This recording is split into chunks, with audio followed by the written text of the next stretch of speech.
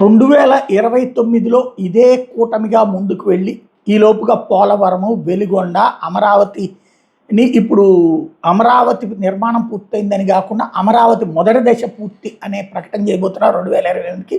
Bhogapuram airport కట్టేశాము, Vizag steel ప్లాంట్ని problem లేకుండా చూసాం, కర్నూలులో హైకోర్టు బెంచ్ పెట్టబోతున్నాం, పెడతారట వచ్చే నెల, అదే వచ్చే 2-3 నెలల్లో.